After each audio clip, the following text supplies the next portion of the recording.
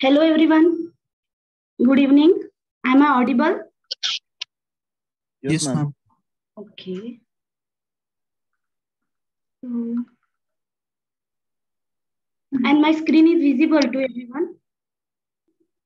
Yes, ma'am. Okay. Yes, ma'am. So our today's topic is the material management. Okay. So basically, firstly, we have to see that what is exact material management. So basically, as all of you are well aware that in any industry or any manufacturing industry, there is a raw material that we are converted into final product. मतलब अगर हमें कौन सा भी product बनाना है तो उसके पहले हमें पता होना चाहिए कि हम कौन सा मटेरियल यूज कर रहे हैं और रॉ मटेरियल ये सबसे ज्यादा इम्पोर्टेंट रहता है अगर हमें कोई भी फाइनल प्रोडक्ट अगर हमें बनाना है तो raw material is most important. जैसे कि हमने अपनी फार्मेसी में पढ़ा है कि जो भी हम फाइनल प्रोडक्ट बनाते हैं तो उसके पहले हम कौन सा रॉ मटेरियल यूज कर रहे हैं वो हम सबसे पहले देखते हैं, क्योंकि अगर रॉ मटेरियल नहीं है तो हम कोई भी फाइनल प्रोडक्ट नहीं बना सकते। इसलिए रॉ मटेरियल जो है वो सबसे ज्यादा इम्पोर्टेंट है। तो अगर मैं आपको एक एग्जांपल दूं, जैसे हम नॉर्मली अगर मैं डेली यूज का ही एग्जांपल दूं, जैसे कि हम डेली यूज में पेन यूज करते हैं, राइट। हम जैसे कि पेन वगैरह यूज करते हैं तो हम अगर किसी स्टोर में जाते हैं, अगर हम जाते हैं वहां पे हमने उनको बोला कि हम मुझे पेन चाहिए तो हम क्या बोलते हैं ना, वो अलग अलग क्वांटिटी के हमें पेन दिखाते हैं। कुछ पेन की डिजाइन जो रहती है वो ऊपर से अलग और नीचे से उसकी क्वांटिटी जो है वो अलग रहती है और साथ में उसकी प्राइस भी अलग रहती है। जैसे कि हम अगर देखा जाए तो हम बोलते हैं यार हम तो पेन का यूज डेली राइटिंग के लिए करते हैं, बट इसकी जो प्राइस है वो इतने मतलब डिफरेंट क्यों रहती है। तो बेसिकली जो भी हमारी प्राइस रहती है किसी भी चीज की वो हमारे मटेरियल पे डिपेंड रहती है कि हम किस तरीका मटेरियल अपना प्रोडक्ट बनाने के लिए यूज कर रही है। मतलब बेसिकली अगर हम अच्छे क्वांटिटी का मटेरियल अगर यूज कर रहे हैं किसी भी इसके लिए तो उस मटेरियल की जो प्रोडक्ट आने वाला है फाइनल उसकी प्राइस भी हमेशा ज्यादा ही रहेगी, क्योंकि हमारा जो फाइनल प्रोडक्ट है वो हमारे मटेरियल के बेसिस पे ही आने वाला है कि हम किस तरीका मटेरियल यूज कर रहे हैं। अगर हम चीप क्वालिटी का मटेरियल यूज कर रहे हैं तो उसकी प्राइस भी हमेशा वैसी ही रहेगी, पर अगर हम अच्छी क्वालिटी का मटेरियल यूज कर रहे हैं तो उस मटेरियल के हिसाब से अपनी प्राइस रहेगी। मतलब अगर हमें कौन से भी प्रोडक्ट बनाना है तो हमें मटेरियल मैनेजमेंट आना सबसे ज्यादा जरूरी है।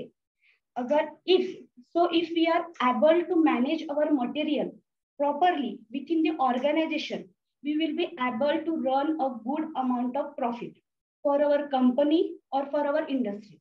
मतलब बेसिकली हम किस तरीके का मटेरियल यूज कर रहे हैं उस पर हमारा प्रोडक्ट है।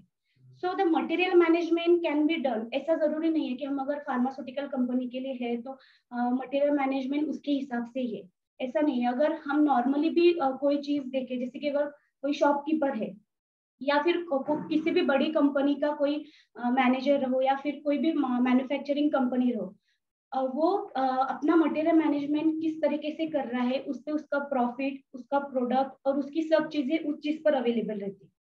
So material are managed at different level in different forms, but the basic concept remain the same। अगर हम कौन सा मटेरियल बना रहे हैं तो हमारी तीन चीजें सबसे इम्पोर्टेंट रहती है। हम किस क्वालिटी का मैम स्लाइड्स चेंज नहीं हो रही है। नहीं मैम, मैं जस्ट इंट्रोडक्शन दे रही हूँ आपको। अच्छा इंट्रोडक्शन में, that is okay, it's okay. हाँ, तो बेसिकली हम क्या करते हैं, अगर हमारी जो मटेरियल है वो तीन चीजों पे ज्यादातर डिपेंड रहते हैं कि हम किस क्वालिटी का मटेरियल यूज कर रहे हैं, हम कितने क्वांटिटी में मटेरियल यूज कर रहे हैं और हम उसका उससे हमें प्रॉफिट या फिर उसकी प्राइस क्या है, वो सब मटेरियल पे डिपेंड रहते हैं। अगर हमें पता है कि हम किस तरीके से अपना मटेरियल मैनेजमेंट कर रहे हैं तो उसके हिसाब से हम अपना प्रोडक्ट की जो प्राइस है या फिर जो भी है वो उस हिसाब से करते हैं। तो अगर ये चीज ऐसा नहीं, अगर कोई इंजीनियर रहो या फिर कोई भी मैनेजर रहो किसी भी कंपनी का या कुछ, अगर वो अच्छी तरह से मटेरियल मैनेजमेंट कर रहा है तो उस हिसाब से उसका जो प्रोडक्ट है या फिर उसका जो प्रॉफिट है वो हर उस चीज पर डिपेंड रहेगा।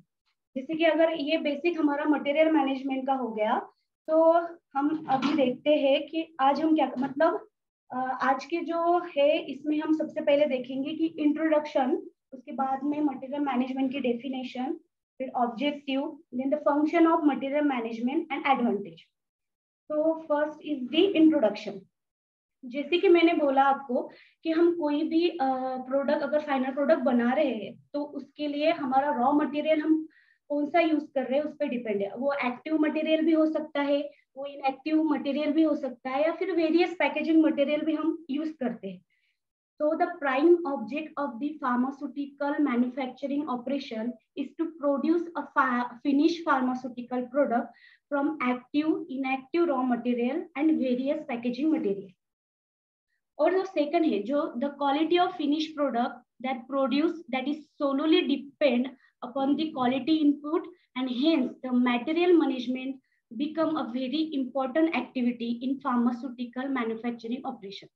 जैसे कि हमारा जो भी हम मटेरियल बनाते हैं, हमारा सबसे मेन जो चीज रहती है वो है क्वालिटी। मतलब हम किस क्वालिटी का मटेरियल यूज कर रहे हैं। अगर हम अच्छे क्वालिटी का मटेरियल यूज कर रहे हैं तो हमारा प्रोडक्ट भी वैसा ही रहेगा। तो जो चीजें हम फार्मास्यूटिकल मैन्युफैक्चरिंग ऑपरेशन कर रहे हैं तो वो बेसिकली हम क्वालिटी इनपुट के लिए करते हैं कि किस टाइप का जो क्वालिटी है हमें आ रही है उस मटेरियल से।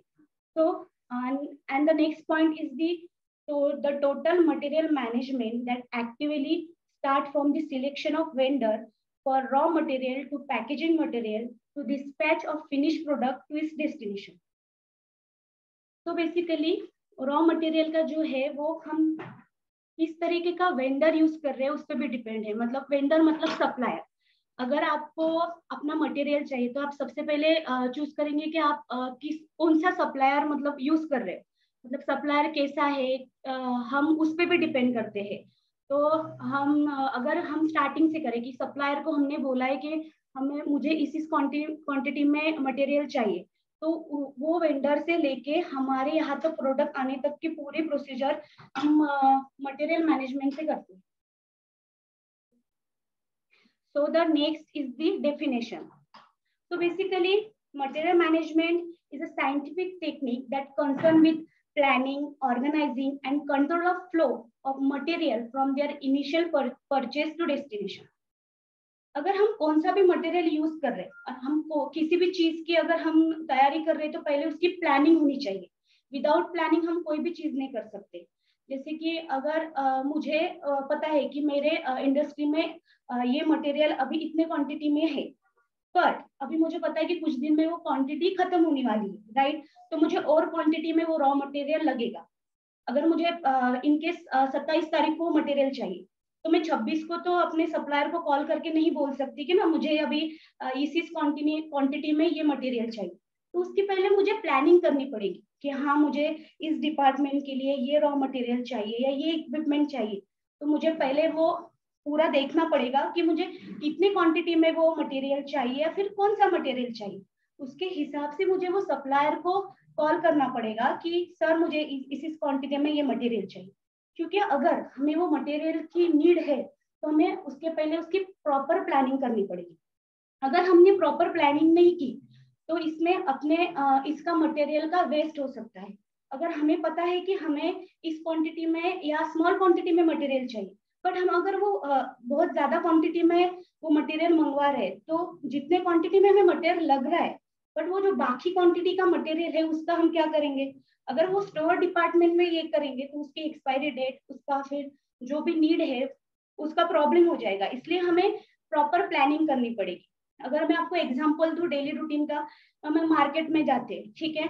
अगर हमें मार्केट में अनियन खरीदने हैं, मतलब तो हम ऐसे एकदम जाके ये नहीं बोलते ना कि मुझे 2 या 3 क्विंटल अनियन खरीदने, नहीं। हम क्या कहते हैं कि ठीक है मेरे फैमिली में इतने मेंबर है, 8 से 10 मेरे फैमिली में मेंबर है, तो मैं उनके हिसाब से ही जो अनियन है या जो भी है वो मैं खरीदूंगी। तो हम प्रॉपर प्लानिंग करते हैं कि हाँ ठीक है मुझे 2 या 3 केजी अनियन लगेंगे, उसमें मेरा काम हो जाएगा। हम एकदम से ज्यादा क्वांटिटी में तो लाके रखते नहीं है, तो इससे मटेरियल खराब हो सकता है, कंटेमिनेशन हो सकती है। इसलिए प्रॉपर प्लानिंग, उसकी ऑर्गेनाइजेशन और हम किस चीज मतलब प्रॉपर प्लानिंग कैसे कर रहे हैं उस पर हमारा मटेरियल मैनेजमेंट पूरा डिपेंड रहता है। So those main is the material planning and material controlling. हम प्लानिंग कैसे कर रहे हैं, वो मटेरियल हमें कैसे आ रहा है, हम उस पर स्टोरिंग कैसे कर रहे हैं, फिर उस मटेरियल की हैंडलिंग कैसे कर रहे हैं, ये सब हमारे प्लानिंग पे ही बेस होता है। अगर हमारी प्लानिंग प्रॉपर रहेगी तो हमारी मटेरियल मैनेजमेंट भी प्रॉपर ही रहेगा। तो ये होगी first thing, that is the definition. And if you means many times we will see that people are not able to manage the material properly, even your houses too. So material management will teach us that when we must order, और कितने quantity में हमें वो material order करना है, कैसे order करना है, ये चीज हमें प्रॉपर मटेरियल मैनेजमेंट से ही सीखने को मिलती है। So next is the objective. The first objective is the maintenance the steady flow of material. कि मटेरियल का फ्लो कैसा है इस पे भी डिपेंड रहती है। Then achieve economy in terms of material, जैसे कि मैंने बोला कि हम अगर किस टाइप का मटेरियल यूज कर रहे हैं, उस मटेरियल से ही हमारी इकोनॉमी का पता चलता है। मतलब अगर हम मटेरियल अगर चीप क्वालिटी का यूज कर रहे हैं तो इवन उसकी प्राइस भी वैसी ही रहेगी, पर अगर हम अच्छे क्वालिटी का मटेरियल यूज कर रहे हैं तो हम वो मटेरियल किस तरीके से यूज कर रहे हैं उस पे हमारी जो आने वाली जो प्राइस है या अपना प्रॉफिट है वो उस पे डिपेंड रहता है। उसके बाद में ensure a consistency of quality, मतलब क्वालिटी चेंज नहीं होना चाहिए। हम कितने बार देखते हैं ना कि फर्स्ट टाइम जब हमें मटेरियल आता है तो हम क्या करते हैं, मटेरियल आता है हम चेक करते हैं कि मटेरियल कैसा आता है। अगर हम ऑनलाइन भी कौन सा प्रोडक्ट ऑर्डर कर रहे हैं, राइट, कभी कभी हम फर्स्ट टाइम जब ऑर्डर करते तो ना मटेरियल अच्छा आता है, हाँ अच्छा मटेरियल, वही हम नेक्स्ट टाइम करते हैं तो कभी कभी मटेरियल में थोड़ा सा डिफेक्ट्स आ जाते। तो हमें ऐसा सप्लायर हम चूज करते हैं कि जो हमें जो मटेरियल की क्वांटिटी दे रहा है या फिर वो क्वालिटी दे रहा है वो अच्छी क्वालिटी का दे रहा है, तो हमें वो कंसिस्टेंसी जो है क्वालिटी की वो हमें मेंटेन रखनी पड़ेगी। ऐसा नहीं है ना कि पहली बार में मटेरियल जैसा चाहिए सेकंड टाइम में वैसे ही मटेरियल आना चाहिए। अगर उसमें डिफेक्ट हो गया तो हमारा जो फाइनल प्रोडक्ट आने वाला है उसमें भी बहुत प्रॉब्लम हो सकती है। इसलिए हमेशा हमें जो कंसिस्टेंसी है प्रोडक्ट की और उसकी क्वालिटी की वो हमेशा हमें मेंटेन रखनी चाहिए। फिर reduction of inventory cost, cost में जो मैंने आपको बोला कि ना हम किस तरीके का मटेरियल यूज कर रहे हैं ना उस पर ही हमारा कॉस्ट डिपेंड रहता है। तो इसलिए हमारा मटेरियल मैनेजमेंट बहुत ज्यादा इंपॉर्टेंट है। फिर कन्वर्जन ऑफ द मटेरियल, अगर हम फाइनल प्रोडक्ट में मटेरियल का कन्वर्जन कर रहे हैं तो हम किस तरीके का मटेरियल यूज कर रहे हैं। अभी एक मटेरियल तो लगेगा नहीं ना फाइनल प्रोडक्ट बनाने के लिए, हमें डिफरेंट मटेरियल यूज करने पड़ेंगे, राइट। तो उसका कन्वर्जन हम किस तरीके से कर रहे हैं वो भी एक चीज इंपॉर्टेंट है मटेरियल मैनेजमेंट में। Then minimise the operational cost, अभी कैसा रहता है, हम मिनिमाइज द ऑपरेशनल कॉस्ट का कैसा है, अगर इन केस, रुको एक minute,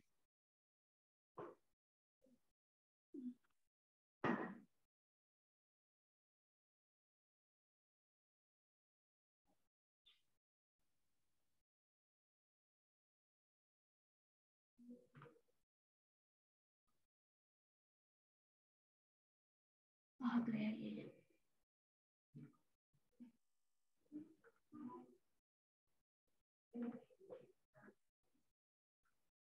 so minimise the operational cost.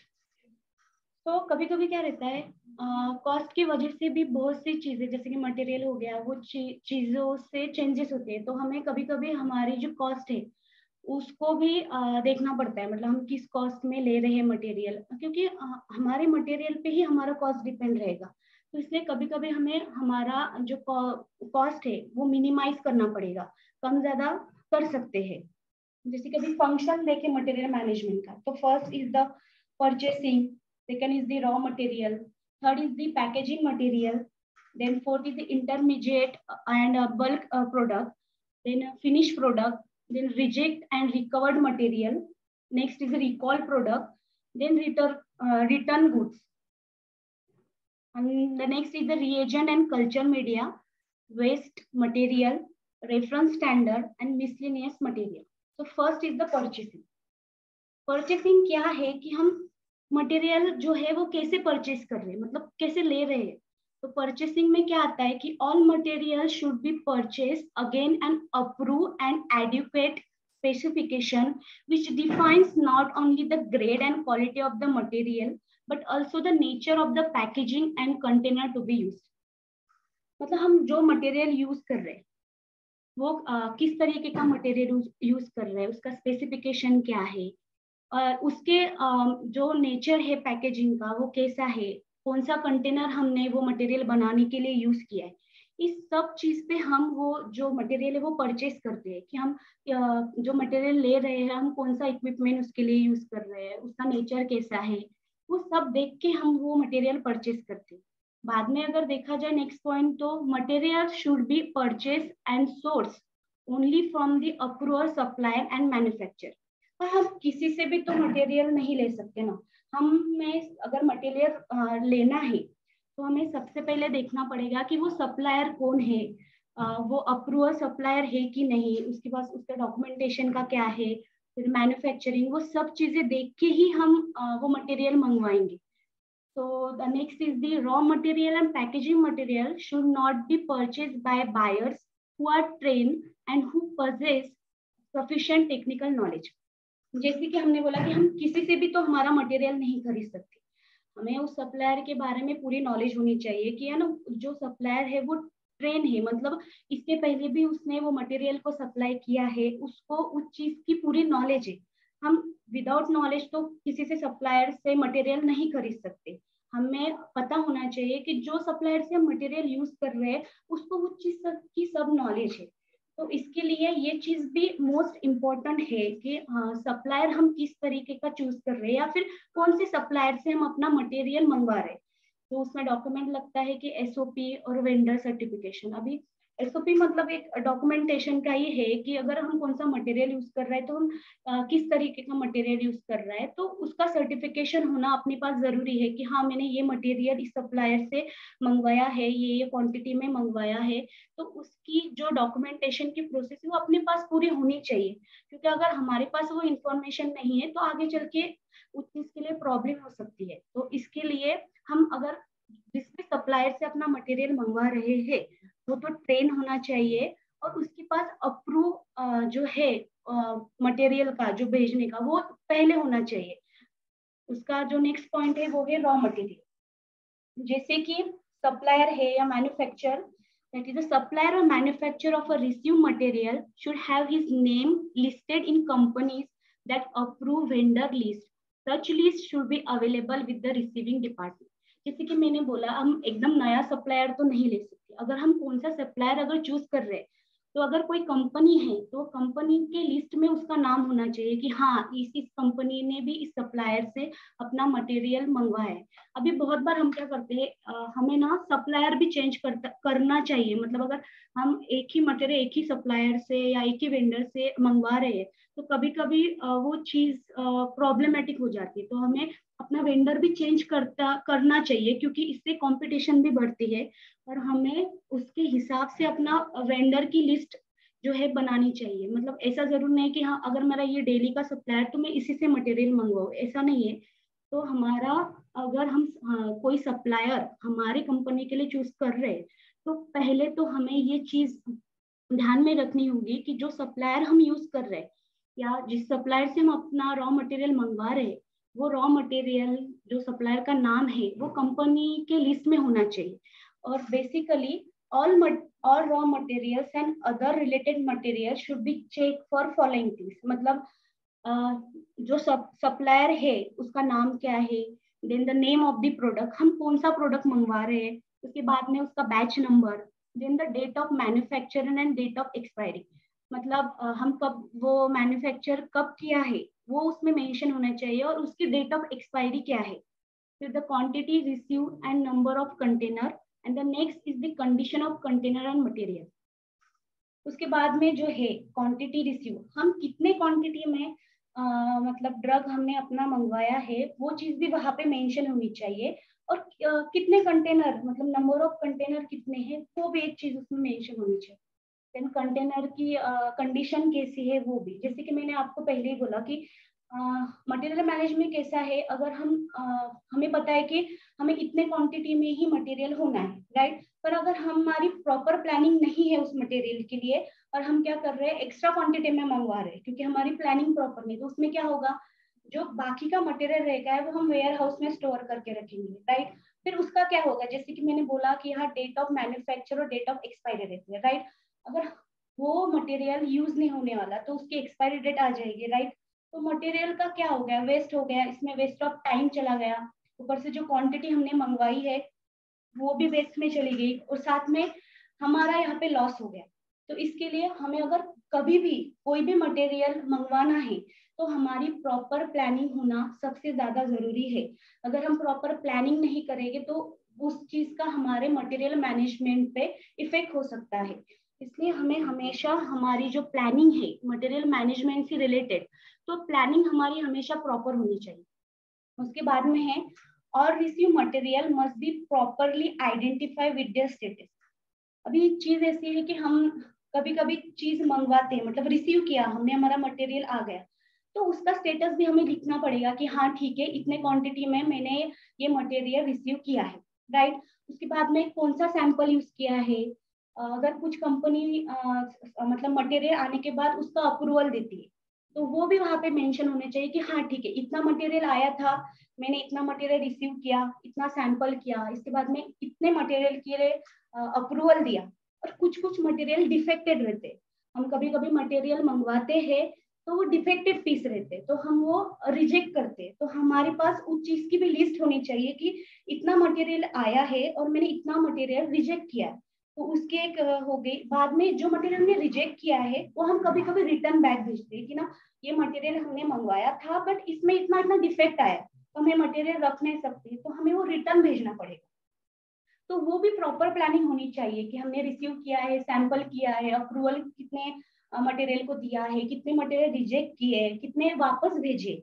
वो सब चीज की जो लिस्ट है वो हमेशा जो स्टेटस है वो हमें आइडेंटिफाई प्रॉपरली करना पड़ेगा। उसके बाद में जो है label and material identification. Like अगर कोई मटेरियल आ रहा है और हमें पता ही नहीं है कि ना कौन सा मटेरियल है, उसका प्रोडक्ट का नाम क्या है, उसका बैच नंबर क्या है, उसका कोड नंबर क्या है, उसकी स्टेबिलिटी स्टेटस क्या है, तो हम वो प्रोडक्ट मतलब आइडेंटिफाई कैसे करेंगे। तो अगर हमें प्रॉपर आइडेंटिफिकेशन करना है तो हमें वो प्रोडक्ट का नाम उधर पता होना चाहिए, बैच नंबर वहां पे मेंशन होनी चाहिए, कोड नंबर, उसकी स्टेटस क्या है, वो सब चीजें वहां पे प्रॉपरली लेबल या फिर वहां पे उसका जो स्टेटस है वो आइडेंटिफाई वहां पे आपको करना पड़ेगा। जैसे कि material in the storage area should be approximately label. जैसे कि मैंने बोला विदाउट लेबल का हमें पता ही नहीं चलेगा कि वो कौन सा प्रोडक्ट है और उसकी इंफॉर्मेशन नहीं मिलेगी। तो जो भी मटेरियल हम अपने स्टोरेज एरिया में रख रहे हैं उसमें प्रॉपर लेबलिंग होनी ही चाहिए। तो लेबलिंग में कौन सी इंफॉर्मेशन हमें इनलिस्ट करनी चाहिए। First is the name and the internal code number of the product. मतलब प्रोडक्ट का नाम क्या है, उसका इंटरनल कोड क्या है, वो चीज वहां पे मेंशन होनी चाहिए। Second batch number. Third is the status of the material. Material का क्या स्टेटस है वो भी वहां हमें मेंशन करना होगा।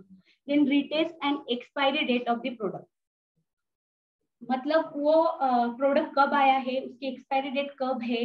अगर कभी कभी क्या होता है कुछ कुछ मटेरियल होते हैं ना उस पर हम रीटेस्ट करते हैं, मतलब अगर उस मटेरियल में कोई डिफेक्ट है तो वो चीज हम रीटेस्ट करते हैं कि हाँ ठीक है ये मटेरियल मैंने किया था बट मैं मुझे कंफर्मेशन नहीं है, तो हम रीटेस्ट करते हैं। तो वो चीज की भी जो इंफॉर्मेशन है वो वहां पे मेंशन होनी चाहिए। Appropriate special storage condition. अभी भी क्या रहता है कुछ कुछ ड्रग की जो हम मटेरियल कर रहे हैं उसकी कंडीशन अलग रहती है। अब कुछ मटेरियल हमें कुछ कुछ टेम्परेचर में मेंटेन रखने पड़ते हैं, कुछ मतलब अगर ऐसा बोला जाए मतलब स्टोरेज के हिसाब से हम वो कंटेनर को स्टोर करके रखते हैं। तो वो चीज भी बहुत इंपॉर्टेंट है कि हम वो मटेरियल किस कंडीशन में रख रहे हैं। So containers from which sample have been taken out should be identified. उसके बाद में हम कौन से कंटेनर से हमारा मटेरियल ले रहे हैं या फिर तो वो चीज भी वहां पे आइडेंटिफाई होनी चाहिए कि हाँ मैंने इस कंटेनर से ये मटेरियल सैंपल उठाया है, तो वो चीज भी वहां पे आइडेंटिफाई होनी चाहिए। तो ये मोस्ट इम्पोर्टेंट है कि हम कौन सा भी मटेरियल ये अगर उसकी इंफॉर्मेशन हमें चाहिए तो प्रॉपर लेबलिंग वहां पे होना बहुत जरूरी है। So each dispense material and its weight or volume should be identically checked and the check recorded. मतलब हम कौन सा मटेरियल डिस्पेंस कर रहे हैं उसकी टोटल इंफॉर्मेशन हमें रिकॉर्ड रखनी चाहिए और प्रॉपर रखनी चाहिए, तभी हम वो मटेरियल का जो मैनेजमेंट है वो प्रॉपर कर सकते हैं। जैसे कि list of approve vendor with material, कौन से सप्लायर से हमने कौन सा मटेरियल मंगवाया है वो वहां पे मेंशन होना चाहिए कि हाँ मैंने ये सप्लायर से इतने क्वांटिटी में ये मटेरियल मंगवाया है, तो उसका डॉक्यूमेंटेशन होना वहां पे बहुत जरूरी है। Second is the list of material that classified according to storage condition, उसके स्टोरेज के हिसाब से हमें वो मटेरियल क्लासिफाई करना चाहिए कि ठीक है इस स्टोरेज कंडीशन में ये मटेरियल हम रखते हैं, और हर मटेरियल का स्टोरेज कंडीशन डिफरेंट रहता है। ओके उसके बाद में SOP on sampling storage and dispensing on material, जो एसओपी है स्टैंडर्ड ऑपरेटिंग प्रोसीजर, ये एक डॉक्यूमेंटेशन है जो मतलब हम बनाते हैं जिसमें हम सैम्पलिंग के बारे में हमने क्या सैम्पलिंग मतलब ली है, उसके बाद में हमारे स्टोरेज कंडीशन क्या है, हमने मटेरियल का डिस्पेंसिंग किया है, उसकी एसओपी बनाई जाती है डॉक्यूमेंटेशन के फॉर्म में, तो वो डॉक्यूमेंट भी हमारे पास होना बहुत जरूरी है। उसके बाद में register of sampling and dispensing activity, मतलब हमने कौन से मटेरियल का सैम्पलिंग किया है, हमने डिस्पेंसिंग कौन से मटेरियल की है, उसके एक्टिविटी का जो पूरी इंफॉर्मेशन है वो भी हमारे पास होनी चाहिए। ये जो डॉक्यूमेंट है वो जरूरी है जब हम कौन सा भी मटेरियल अगर मंगवा रहे हैं और हमारे स्टोरेज डिपार्टमेंट में अगर वो रख रहे हैं, तो ये डॉक्यूमेंटेशन होना इम्पोर्टेंट है। उसके बाद में पैकेजिंग मटेरियल, पैकेजिंग मटेरियल जो है वो हम तीन इसमें डिवाइड करते हैं। जैसे कि फर्स्ट हो गया प्राइमरी पैकेजिंग मटेरियल, जिसमें कि the material which come in direct contact with medicinal product, जैसे कि बॉटल्स हो गए, हम अगर सिरप यूज करते हैं राइट, तो हमारा मटेरियल डायरेक्ट हमारे जो पैकेजिंग मटेरियल है उसके कॉन्टेक्ट में आता। उसके बाद में एम्पूल्स हो गए, उसके बाद में वायल्स, अभी ये क्या रहता है जो हम इंजेक्शन में रहते, तो इंजेक्शन का जो लिक्विड फॉर्म उसमें रहता है ना उसको वायल्स बोलते हैं। और ये फॉइल्स जो है ना, जैसे कि हम टैबलेट यूज कर रहे हैं तो टैबलेट का पीछे का हमारा कवर नहीं रहता, उसको फॉइल्स बोलते हैं। तो ये जो हम पैकेजिंग मटेरियल यूज करते हैं जैसे बॉटल्स हो गए, एम्पुल्स हो गए, फॉइल्स हो गए, ये है हमारे प्राइमरी पैकेजिंग मटेरियल। उसके बाद में जो सेकेंडरी पैकेजिंग मटेरियल है, तो ये क्या आते हैं, डायरेक्ट कांटेक्ट आते हैं प्राइमरी के साथ में, जैसे कि लेबल्स हो गए, कर्टन्स हो गए, जैसे कि हमने बोला बॉटल्स हो गई, तो बॉटल्स में लेबल लगते हैं राइट, तो हमारा सेकेंडरी जो पैकेजिंग मटेरियल है वो सीधा कांटेक्ट में आ गया प्राइमरी पैकेजिंग मटेरियल, मतलब लेबलिंग हो गई, कर्टन्स हो गए राइट। उसके बाद में जो प्रिंटेड पैकेजिंग मटेरियल रहते हैं, जैसे कि all packaging material which have anything that printed on it, even error medical literature, then along with the finished product is also put in this category. Such material include labels, curtains, बहुत से ऐसे material रहते हैं ना वो printed रहते हैं जो हम यूज करते हैं। कभी कभी हम देखते हैं ना कि टैबलेट के पीछे उस पे प्रिंटेड फॉर्म में सब इंफॉर्मेशन लिखी रहती है राइट, तो हम प्रिंटेड पैकेजिंग मटेरियल उसमें यूज करते हैं, मतलब वो टैबलेट। जैसे कि हमारा हो गया, हमारा जो सेकेंडरी है वो पूरा प्राइमरी पे डिपेंड रहता है। तो ये हो गया पैकेजिंग मटेरियल के बारे में। Next is the intermediate and bulk product. Intermediate and bulk product का अगर देखा जाए तो कैसा है पता है कि इंटरमीडिएट मतलब हम कम क्वांटिटी में अगर अपना रॉ मटेरियल यूज करें, और बल्क प्रोडक्ट मतलब ज्यादा क्वांटिटी में। तो intermediate and bulk product stored in the responsibility of the production department. अगर हम कौन सा मटेरियल हमारा स्टोर कर रहे हैं, तो पूरी जो स्टोरिंग की जो रिस्पॉन्सिबिलिटी है अपने प्रोडक्शन के डिपार्टमेंट में रहती है कि हम किस तरीके से मटेरियल मंगवा रहे हो, इंटरमीडिएट है या बल्क प्रोडक्ट है, तो ये जो रिस्पॉन्सिबिलिटी है ये प्रोडक्शन डिपार्टमेंट के पास रहती है। जैसे कि इंटरमीडिएट और बल्क प्रोडक्ट में be defined as the material which has started processing but not it got converted into a finish saleable product. मतलब कभी कभी क्या रहता है, हमारे पास हमारा मटेरियल तैयार रहता है बट हमारा फिनिश प्रोडक्ट जो है वो जल्दी से नहीं बनता। अगर हम टैबलेट बना रहे हैं राइट, तो हम पहले क्या बनाते हैं, ग्रैनुलेशन करते हैं राइट, ग्रैनुलेटेड मटेरियल रहता है वो हमारे पास रेडी रहता है, कभी कभी हम उसको स्टोर करके रखते हैं, बट उसकी जो कॉम्प्रेशन की जो प्रोसेस रहती है वो कभी कभी लेट हो जाती है। तो हम उस टाइम पे क्या करते हैं, जैसे granulated material ready for compression और कॉम्प्रेस टैबलेट फॉर कोटिंग और पैकेजिंग। मतलब हमारे पास अगर अपने जो टैबलेट है वो रेडी है, बस उसकी कोटिंग और पैकेजिंग को कभी कभी टाइम हो जाता है, तो इस ये जो पूरा रहता है ये अपने प्रोडक्शन डिपार्टमेंट के मतलब अंडर रहता है, ये रिस्पॉन्सिबिलिटी पूरी प्रोडक्शन डिपार्टमेंट के पास है। So this product should be kept under appropriate storage condition of temperature, relative humidity और class of air. हमें पता है अगर हम कौन सा प्रोडक्ट बना रहे हैं तो हमें ये जरूरी रखना पड़ेगा कि हम कौन से कंडीशन में वो स्टोर करके रख रहे हैं, कौन से टेम्परेचर में रख रहे हैं, उसकी ह्यूमिडिटी कैसी है. अगर वो एयर के कांटेक्ट में आ गए तो कंटेमिनेशन हो सकता है, राइट. तो हमारा प्रोडक्ट खराब हो जाएगा, तो हम वो रिस्क नहीं ले सकते. तो जब भी हम प्रोडक्ट बनाते हैं या फिर कौन सा भी रॉ मटेरियल यूज करते तो हमें सबसे पहले उसकी स्टोरेज कंडीशन कैसी है वो देखना बहुत जरूरी है. तो ये हो गया इंटरमीडिएट एंड बल्क प्रोडक्ट. उसके बाद में फिनिश प्रोडक्ट. तो finish product are product which are in a marketable pack, right. अभी हमारा प्रोडक्ट तो रेडी हो गया बना के, पूरा रॉ मटेरियल वगैरह सब हमने देख लिया. तो जो फिनिश प्रोडक्ट रहता है which are in a marketable pack, मतलब हम पूरी पैकेजिंग उसकी हो गई है तो वो मार्केटेबल पैक में रहता है. तो this product should be held in quarantine until there final release, after which they should be stored as usable stock under condition that's established by the manufacturer. अभी आपका प्रोडक्ट बनके रेडी है, आपका final product ready, फिर वो quarantine किया जाता है जब तक कि हमारा फाइनल रिलीज नहीं आता कि हाँ ठीक है मेरा प्रोडक्ट बनके रेडी है इस क्वांटिटी में. तो जब तक कि उसका फाइनल रिलीज नहीं आता तब तक के वो हमें क्वारंटाइन करके रखना पड़ता है. जब हमें पता है कि ठीक है अभी हमें वो प्रोडक्ट रिलीज करना है इस कंडीशन में, फिर वो हम मैन्युफैक्चरर के लिए इस्टेब्लिश करते हैं. बाद में each batch of the finish product should be tested as per laid down testing procedure against its specification, then only release for distribution और सेल. मतलब हम क्या करते हैं, हमारा अगर मटेरियल हो गया है ready, right, finish product ready है, तो हम टेस्ट करते हैं कि ना जो हमने किया है वो सब है, उसकी स्पेसिफिकेशन की टेस्ट होती है उसके अगेंस्ट कि हाँ ठीक है सब चीजें एकदम बराबर है, अब हमें मार्केट में मैन्युफैक्चर कर सकती है प्रोडक्ट, हम सेल के लिए भेज सकते हैं. तो ये हम सब देखते हैं आफ्टर अवर फिनिश प्रोडक्ट. उसके बाद में रिजेक्टेड एंड रिकवर्ड मटेरियल, जैसे भी मैंने आपको पहले बोला कि ना कभी कभी क्या होता है मटेरियल हमारे पास आया है, राइट, तो कभी कभी वो मटेरियल में डिफेक्ट होता है, जैसे कि कुछ कुछ मटेरियल डिफेक्टेड रहते हैं तो हम क्या करते हैं वो मटेरियल रिजेक्ट करते हैं, राइट. रिजेक्ट के बाद जो रिकवर्ड मटेरियल, रिजेक्ट मटेरियल में be defined as material at any stage which has been tested against a set of predefined specification and found not meeting the specification. जैसे कि मैंने बोला है कि ना हाँ बहुत बार ऐसे रिजेक्टेड होने के बाद हम मटेरियल को वापस भेजते, फिर वो क्या करते हैं जो मटेरियल हमने वापस भेजा है उसको रिकवर करके वो मटेरियल हमें फिर से भेजते हैं. तो इसमें क्या रहता है, we can deal with such material mainly in two ways, हम दो वेज में ये मटेरियल के साथ डील कर सकते हैं. जैसे कि we process and retest the material to see whether it meet or specific requirement. मतलब हम क्या करते हैं कि हमारा मटेरियल हमें इस रिक्वायरमेंट के हिसाब से होना है, तो जो मटेरियल हमने भेजा है उन्होंने हमें वो मटेरियल भेजा है, राइट, तो हम उसकी रीप्रोसेस करते हैं या रीटेस्टिंग करते हैं कि जो मटेरियल मुझे जिस क्वांटिटी में होना था वो ठीक है, मेरे जो रिक्वायरमेंट है उस रिक्वायरमेंट के हिसाब से मुझे वो मटेरियल मिल रहा है, तो मैं वो चेक करूंगी हाँ ठीक है मेरे ये स्पेसिफिक रिक्वायरमेंट में अगर ये मटेरियल आ रहा है तो इट्स ओके, ठीक है, गुड है. फिर बाद में डिस्ट्रॉय और send it to the supplier.